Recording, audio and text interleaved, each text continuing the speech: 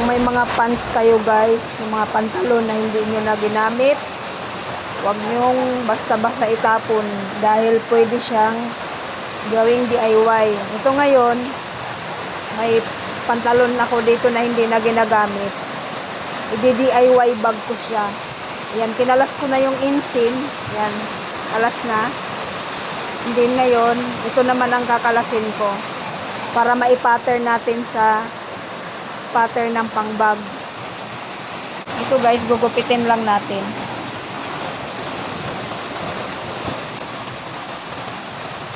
Gupitin lang natin para mailapat natin yung pattern. Dito rin sa kabila, gupitin lang din natin.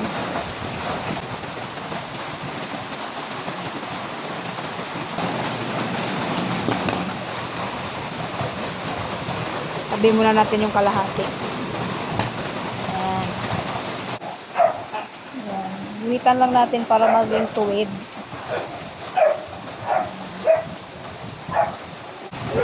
Sa kabila, ganun din.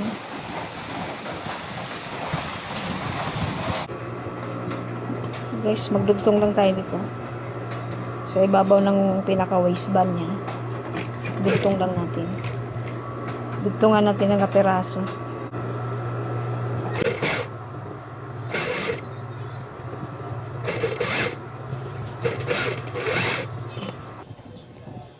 Palit tayo ng pang marking kasi di makita. Gustong green kitang kita.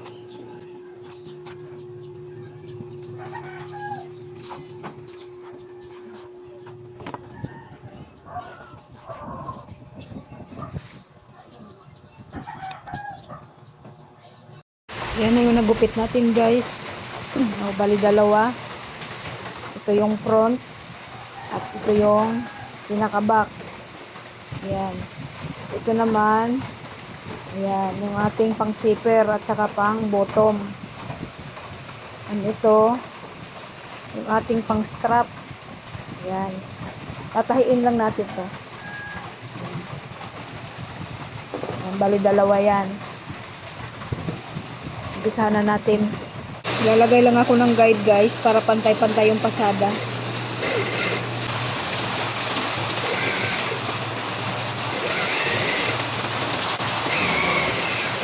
Ayan guys, na-attach na natin yung ating zipper. Ayan.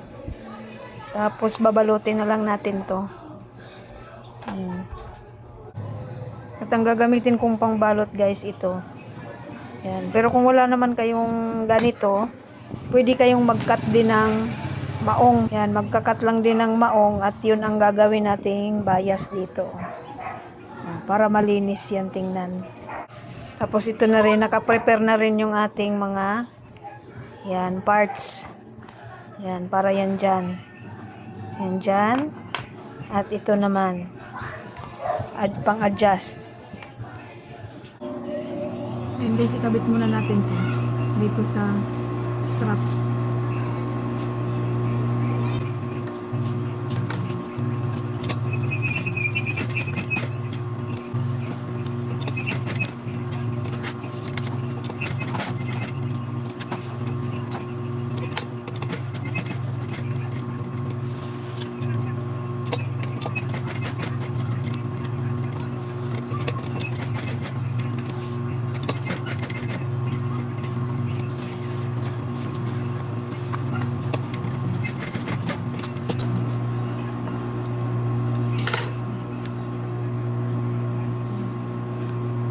So, i-attach na natin dito guys. Ito.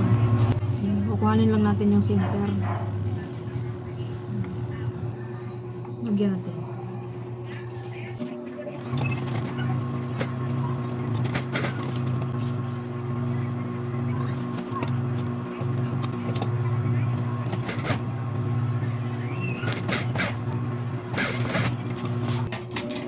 Then, ito. Yung pang-adjust natin ng strap.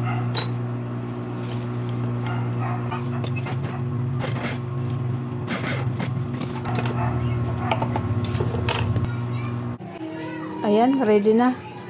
Oh, ready na. nakaprep na. Ayan na yung kabiak. Bubuuhin na natin. Guys, natapos na natin i-attach. Babalutin na natin ito. Itong gamit ko kasi meron ako nito. Pero pag wala, pwede naman magkat din ng maong.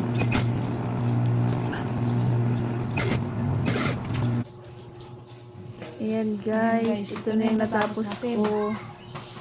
Ito na yung natapos kong DIY na bag. Ayan, nabalot ko na rin yung sa mga gilid na yan. Mga dugtungan. At i-invert na natin. Tingnan natin guys, anong resulta na. Kung maganda ba yung ating DIY. Ating recycle na maong na pants. Ayan, pag may mga maong kayo, huwag niyong itapon agad. At pwede pa nating i-recycle yan kung marunong lang talaga kayo. Ayan. Na-invert na natin. Ayan guys, oh, ayan. Ayan yung front niya. Tingnan nyo, ang ganda. Diba? Napapakinabangan yung may pocket pa tayo dyan. Hindi ko sinara yan. Yan yung front. Tsaka yung back na pocket, hindi ko rin kinlos. Kasi pwede pa nating paglagyan ng mga gamit-gamit yan. Yan, pati yung may mga zipper. Lahat ng design sa pants, wala akong binago. Yan lang, nilapat lang natin yung pattern. Ayan, di ba ang ganda?